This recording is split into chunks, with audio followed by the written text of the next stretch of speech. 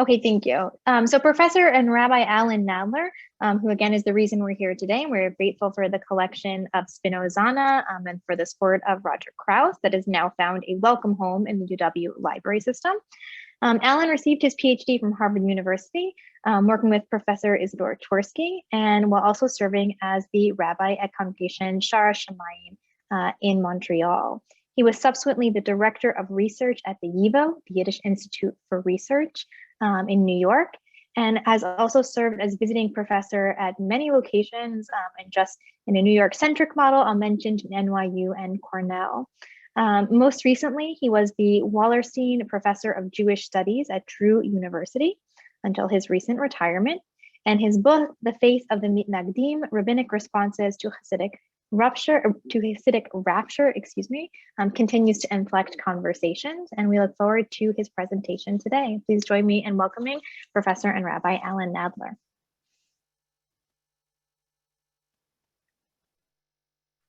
I think you are still muted though, Allan. I'll prompt you. Let me prompt. See the prompt? There Great. We go. Thank you so much. Thank you, Sunny, and thank you, Stephen, for organizing this conference, and Roger Krauss for his generosity. And you know, I'm not a humble guy, but this is really a humbling experience for me, and a really an enjoyable experience. So I want to thank. I probably forgot someone at the University of Wisconsin, but thank everyone there. And I also want to say that the collection. What I sent as I was deciding which books I didn't have room for anymore and which books I'd want to have a nice home for. I just want to say that my collection of Spinoza, especially in Yiddish, is ongoing, and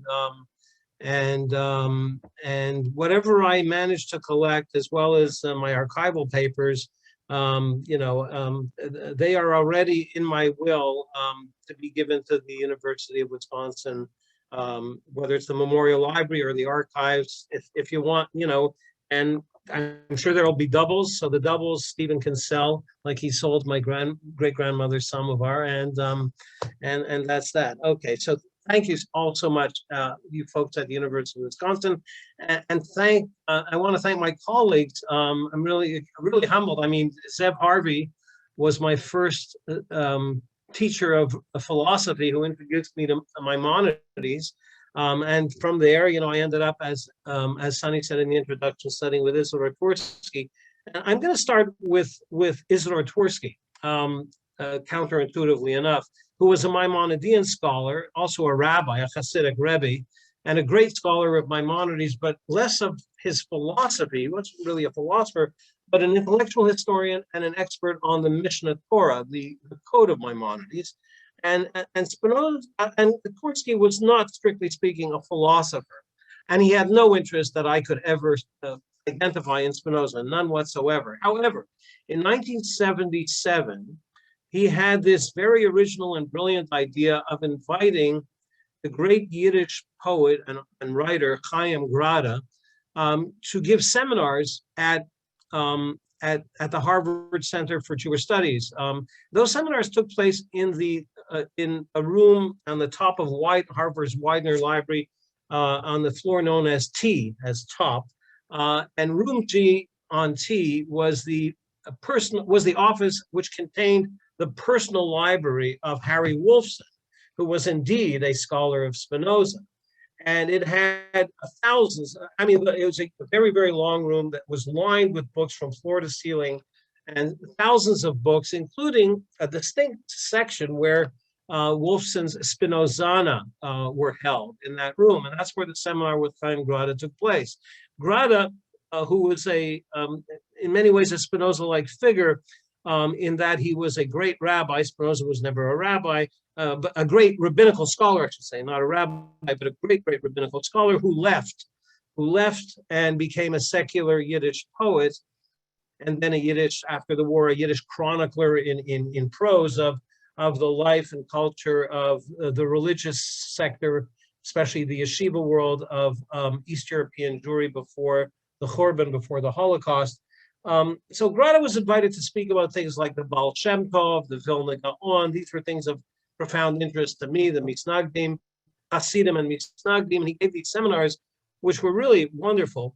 And they were for a very limited crowd. It was just graduate students in Harvard's the program in Jewish studies, people who are working on their masters and doctorates, plus invited guests that Grada and Twersky agreed upon. So it was a very limited crowd. Also, self-limiting was the fact that these seminars were given in Yiddish. And this was the first time Yiddish was a language of instruction at Harvard. Grada also gave a public lecture attended by over 1,000 people in Yiddish at Harvard, originally scheduled in some small lecture hall, which had to be moved to Memorial Hall, this massive hall, because over 1,000 people attended. And as Twersky said, I didn't know there were this many people in Boston who could speak a word of Yiddish, and yet they came out of the woodwork to hear Grada speak about Bialik. So the genesis of my interest in Spinoza, which is not at all my field of academic expertise, was something that happened after Grada's first lecture, and then became a theme of my interactions with Chaim Grada. I was the only graduate student at the time who had a car, which was a perk of a job as a part-time rabbi in downtown Boston. So, they provided me with a car. So I was assigned to pick Grada up at the airport and drive him back to the airport after his visits to Boston so he could go back to New York. After the first seminar, I was asked by Twersky to take Grada out for lunch, and I invited a few of the other students, and we went out. We went out to have lunch. But Grada, I said, "So okay, let's go, Mr. Grada, no let's go have lunch." And he said to me, "No, lunch can wait." And I remember he was very forceful personality. He poked me in the chest and he says, "Reuterov, Red Rebbe," that's his nickname for me. "Before we go for lunch, you've got to show me where Wolfson's Spinoza books are. And because I have to make sure that Wolfson didn't have any book that I don't have in my library in the Bronx." And he insisted, and he spent about an hour and a half going through and taking notes in this little, it was crazy. And I was bewildered by this. What did I know? I knew nothing about Spinoza at the time. I knew a little about Maimonides thanks to Zev Harvey and Twersky, but Spinoza, I'd never read him. I was a very Orthodox, I was an Orthodox rabbi. I was pretty frum or religious, and I was kind of afraid of Spinoza. And Grada, I didn't know what this was all about, because Grada was not one of those Yiddish writers who did write about Spinoza. And at the end of it, I kind of, over lunch, I said, what was all that? What was that about? Like this obsession with Spinoza books. And he looked at me with utter derision and he said, "He who has not read the Tractatus knows nothing about modernity or modern Judaism." And that stuck with me. He didn't say the ethics, we'll get to the ethics later, which was the main interest of almost all the Yiddish writers who wrote about Spinoza for a very good reason. The Tractatus was of less interest, but of course for Grada, a rabbinically trained Jew who left Judaism, the critique of religion and Judaism most forcefully in the Tractatus was of particular interest to him, and he basically lectured me kind of like a secular Rebbe. If you don't know Spinoza, you know nothing about modern Judaism, and how do you even understand the 18th century and the Vilna Gaon and the people you're studying? And so I became fascinated with two things. First, with Spinoza, I decided to read the Tractatus.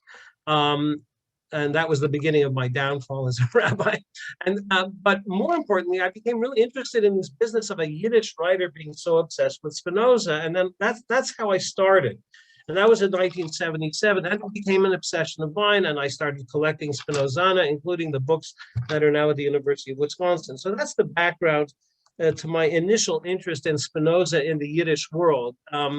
I just want to fast forward to something that happened about 20 years later. Yeah, about 20 years later, in the 1990s, I was doing research in the I don't know if it's still in the basement of, there's a new building, Zev. I haven't been back to Israel in too long, but back in the old days, in the basement of the National Library, that's where the Machon L'Kitei Yad was, the manuscript, right?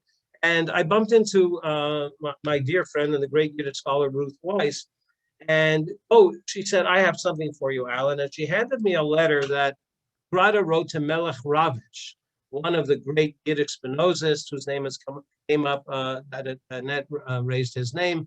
And she said, you're gonna want to have this. And Ruth handed me this letter. She had made a copy. She said, I made a copy for you, and which was very kind. And it was a letter from Grada to Melech Ravitch in Yiddish, of course, in which Grada, and this goes to something that we were discussing with Jonathan Israel earlier, his attitude towards Jews, in which Grada hectors and lectures Ravitch, saying, how can you write so gloriously about Spinoza, besides the stupid poems that you published in Austria in 1917, first edition of which is in the collection of now at University of Wisconsin.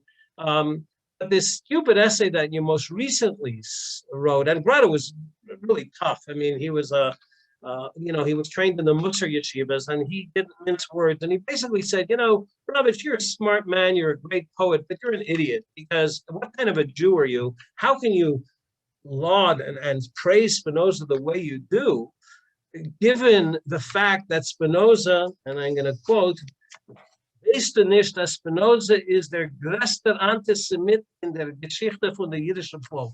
Do you not know that Spinoza is the worst anti-Semite in Jewish history, in the history of the Jews? In other words, he was saying that Spinoza was a Jewish anti-Semite. And so Ruth handed me that. And over the years, I've been collecting these things. And today I decided to begin to talk about Yaakov Shatsky, one of many, many Spinozas, Jewish Spinozas. The only reason I chose Shatsky is I saw Warren Harvey's paper title before I had come up with one, and he had this title about Klotskin, Jacob Klotskin, the Hebrew Apikoros, the interpreter, the heretical interpreter in Hebrew. So I decided, okay, Yaakov Shatsky, Gzera Shava. So I came up with Yaakov Shatsky, the Yiddish one. He's one of dozens of people I could have chosen, but I'm going to focus on him. And if there is time, which there probably won't be, but maybe during the discussion, mention a few other fascinating Yiddish characters. I mean, some of them really beyond fascinating, quite eccentric, even a little insane. Okay, so first of all, Yaakov Shatsky. I wouldn't know where to begin. I'm not going to do a biography of Yaakov Shatsky, except to say he was a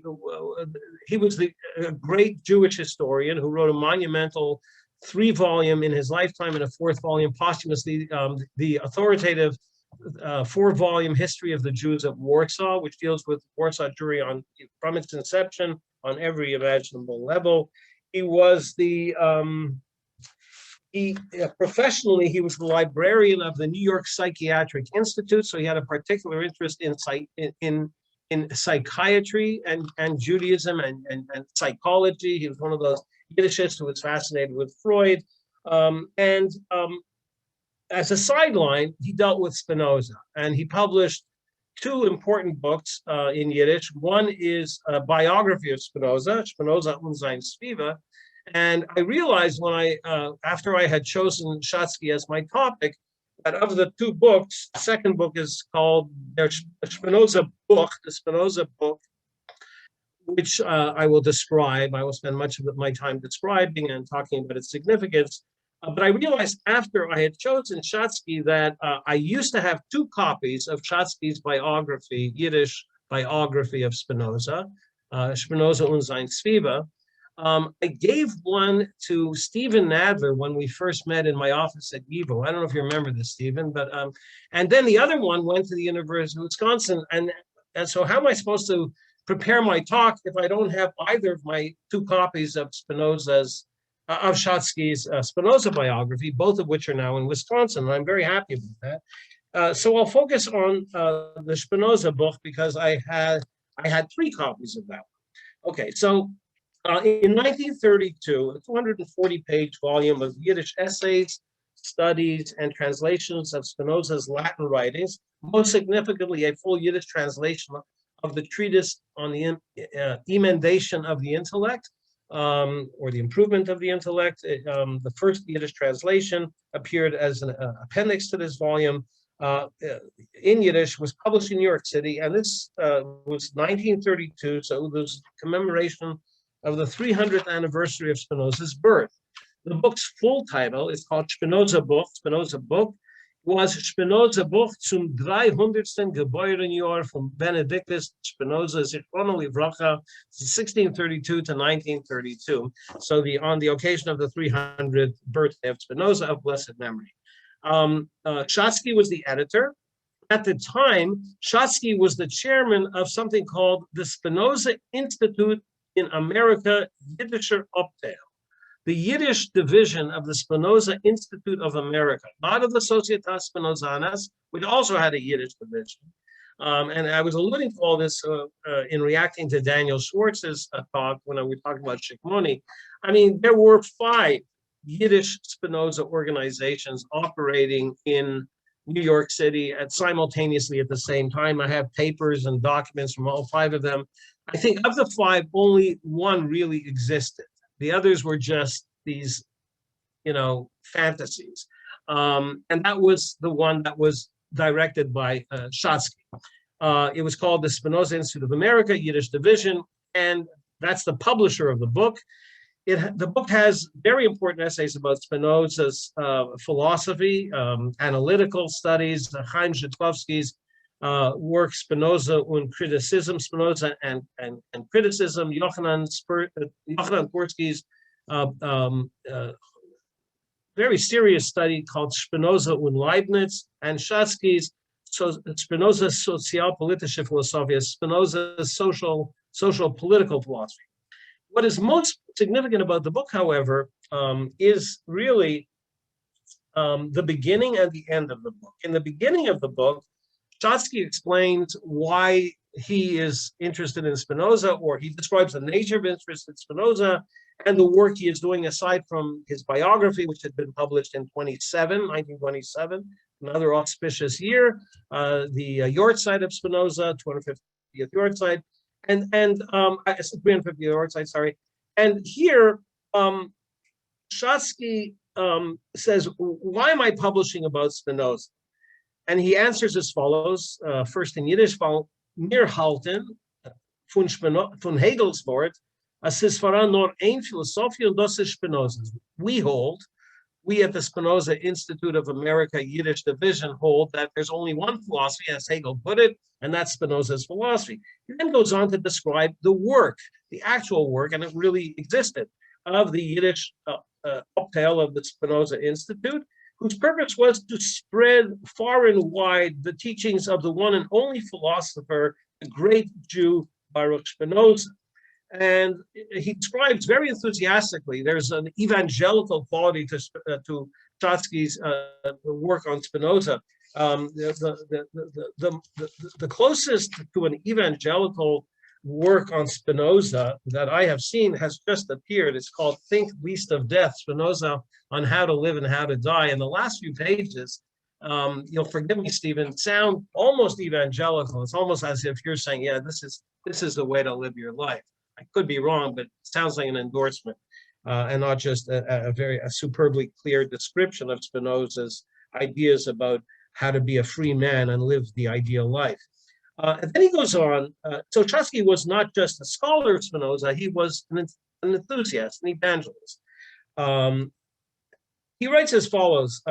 I'll just cite briefly the Arbeit von the Dosk Arbeit, our work. I won't read it in Yiddish.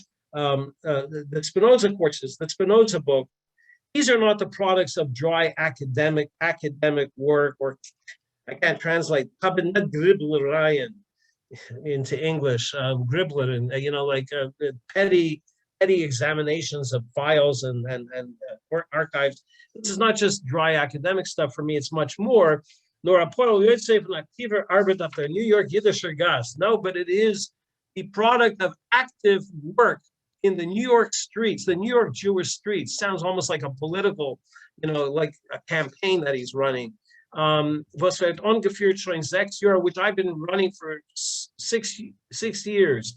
Among the work that he describes, rallies, Spinoza rallies. I'm sorry, this sounds mad, but we love Spinoza t-shirts. No, I don't know if he knows, but he talks about the classes of the Spinoza Institute, and he talks about classes in the ethics and classes in the treatise on the intimidation of the intellect, not the TTP, which I think is significant.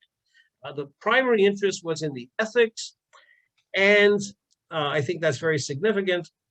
When I first read this, my first question was, I already known from encounters with others like Shikmoni, who Daniel spoke about, that very often people who speak about this stuff, like Zeitlin in the 1930s in Warsaw, who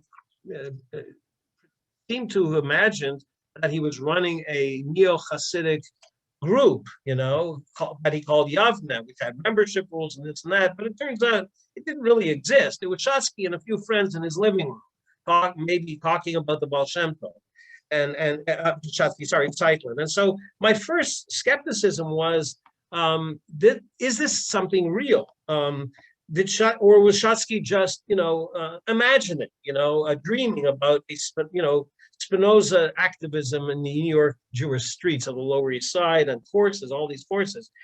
And sure enough, while I was working at Evo as the research director, I met a woman in the library who I was told, you really want to speak to this woman. She was a student of Shatsky in his Spinoza courses. And sure enough, she was elderly by that time. I'm talking about the 1991 or 92. And I spoke with her, and she told me about the courses. And it was actually amusing, because in the announcements for the courses, which I found in Shatsky's papers at Evo and other places where they're spread, including Jerusalem, I found announcements of these courses, letters and posters about announcing these courses, all of which said, register early because we have to maintain the minimal amount of students in the class, because, studying the ethics, I can't teach we're not going to teach the ethics to 100 students. We're going to limit it to 20, maybe even 10 students. And so she told me there were never more than 4 students in the ethics class and maybe 5 in the other class. But the classes took place, and she took Shatsky's class, and students came and went. But at most, she said there were a half a dozen students, but he actually taught the ethics from the beginning to the very end. But she said something very interesting. Namely that Shatsky's real interest was not in the first 2 parts of the ethics at all, and even not in the early part of the early sections of part 3, but mainly in the later sections of part 3, and especially parts 4 and 5, but part 4 most of all. One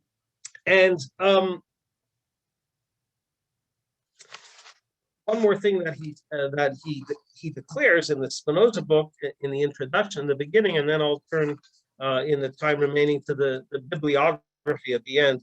Ich bin moide und misvada as der gehobener subjektiver und panegyrisch ton begleitner meshach von Jahren. He says, look, I admit, and he says this also in the introduction to his biography, that I am not an ideal objective scholar of Spinoza. I think I understand the ethics. I'm teaching the ethics as objectively as possible, but I have to say that I confess that I am not a mere objective analyst of Spinoza. I am a chassid of Spinoza's, he uses that term, and the subjective and panegyric in Yiddish, panegyrical tone has accompanied me for years, and I can't help myself because I'm so overwhelmed and inspired by Spinoza. At the end of the book, so that's at the beginning of the book, at the end of the book, there's a remarkable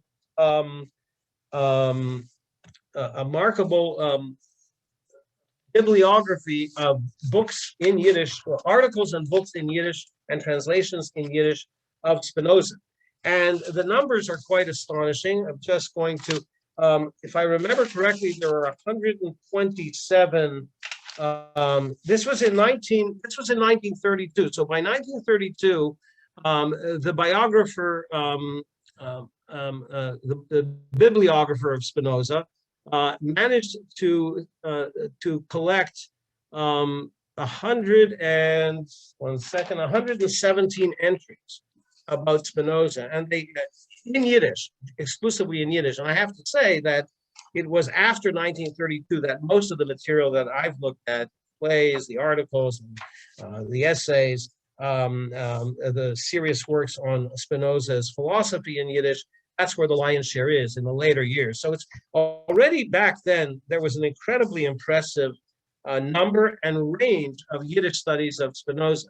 For the purpose of today's conference, I will just say that each of our speakers who spoke about a very different thing, there are at least 3 articles in Yiddish about the, except for Annette's. No one wrote about Chaim Tzlovis's play in 1932, obviously, but Zev Harvey, just to give an example, there are 3 articles about Yaakov Klotzkin's interpretation of Spinoza, one by Avraham Kahana, Baruch Spinoza, in Yaakov Klotzkin's Opschatzung, published in Lemberg, Kogenblatt, 1920s, February 1926. There are 2 others. So just Klotzkin alone, this will give you a sense of the range here.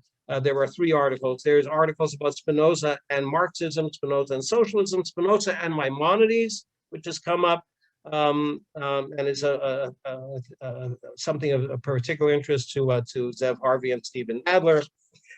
There's a wonderful article called Spinoza zwischen the Goyim, Spinoza and the Goyim. How did Spinoza get on with the Goyim? The title alone is what makes Spinoza cringe. And then there's critiques of just about every book on Spinoza in every language. So there was a very, very rich literature. I want to, before I run out of time, which is very soon, I just want to mention one particular article in this book, which will be of particular interest to Stephen Nadler, given his most recent book. And that's an article by a remarkable psychologist, scholar of psychology, and scholar of Yiddish, A.A. Robach, Avram Robach, who was a professor of psychology at many universities. He was the he was the founder of the Leo Wiener collection of Yiddish literature, and he himself single-handedly, puts me to shame, collected 10,000 Yiddish volumes for Harvard University's Widener Library, with which I began. His article is Der Begriff von Freiheit bei Spinoza, the meaning of freedom in Spinoza's thought. This is interesting on many levels. In the article itself, in part of the article, he's trying to somehow harmonize, although he admits it's only a phenomenological comparison, somehow to compare, Freudian psychology with Spinoza's concept of the free man. The relationship between the id, let's say, and conatus, and so on and so forth. You get the idea. Eros, actually, the id and eros, and so on and so forth. So he tries to find common ground between Spinoza and Freud, which others before him and since him have done, perhaps most famously in more recent years, Gilles Deleuze, in his studies of Spinoza. But what really struck me is this goes to the core of why, and with this I'm going to end, why Yiddish writers, Yiddish intellectuals in the interwar period especially, and in the post-Holocaust period, were so obsessed with Spinoza, and so many of them adored Spinoza the way they did. And it was precisely, I think, in the parts of the ethics that I was told Shatsky focused on, that I think we can find an explanation as to why Spinoza, of all the philosophers in the world, what does Spinoza really mean to these Yiddish writers? And I think there are 2 elements here. One is the fact that the large majority of these Yiddish writers had been raised in religious homes, were banished from their father's table, as it were. They weren't necessarily put in Keirim, but they experienced, like Chaim Grada did, moving from the traditional world to a secular world. Not all of them, the large majority of them. Many of them were rabbis, were ordained rabbis, like Spinoza's Yiddish biographer Stupnitsky, who Daniel Schwartz mentioned. And so that's one thing. They shared that with Spinoza. The other, I think, solace that they found in Spinoza's ethics is something which, it's just a coincidence. I just finished yesterday reading Stephen's most recent book, Think Least of Death, Spinoza on How to Live and How to Die. So, Stephen does not confuse psychoanalysis and therapy with what Spinoza is doing. He certainly doesn't, but there is a therapeutic aspect to your study. I mean, it's Spinoza. How does Spinoza provide therapy? Not through analysis, but through metaphysics. Through a very, through a rigorous, Euclidean presentation of the nature of man and how man can become free. The subject of Roback's issue. So finally, what all of these Yiddish writers experienced, perhaps none more than someone like Stupnitsky, was turmoil in their lives. Exile after World War I, hundreds of thousands, of Jews lost their homes, had to move back and forth. The pogroms, the dislocation, emigration to America, the Zionism, the multiplication of ideologies. There was what these truly rootless Jewish cosmopolitan Yiddish writers were living through was a world in which it was very hard to become rooted or feel any sense of stability.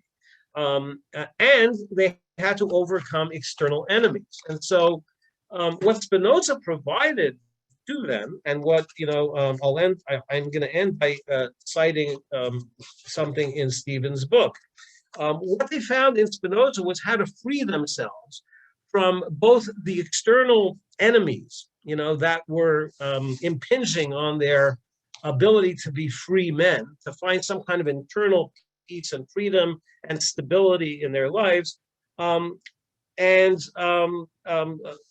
will just end. I think my time is up, right, Sonny? Okay, so I'll just end by citing this from Stephen's book, and it speaks for itself as to how this would be attractive to Jews who were constantly homeless, who were in ideological turmoil, who were switching ideologies back and forth.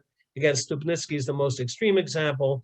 And Stephen writes as follows: freedom is a matter of active autonomy and causal independence relative to external things beyond one's control. To be free is essentially to be self-determining, to think, to desire, and to act on the basis of one's own nature, that is, one's emeritus. The opposite of freedom is not determination or necessity, but constraint, or being compelled by external power. And specifically, I'm not going to continue quoting. Stephen talks about one of the most threatening external powers is an oppressive regime, or someone who wants to persecute you or kill you, death. And there's that entire chapter about death. And so, insofar as the free man does what is the expression of his nature, and not the nature of external things that are affecting him, he is, to the extent that he's reacting to those who are persecuting him, he is in bondage or unfree. I am more free if I do what I do because of what I essentially am, than if I do it because of some either sweetly alluring object that moves me, or, and here I'm paraphrasing, some enemy that seeks to destroy me. And so I think that explains, in essence, the profound attraction and identification with Spinoza, both his life, but especially his thought, and specifically his notion of how one truly becomes a free man, despite everything that seeks to enslave and keep him in bondage. Thank you. Thank you, Allan. You've given us a lot to think with here. I'm sure there are reactions. You're welcome to place them in the chat or the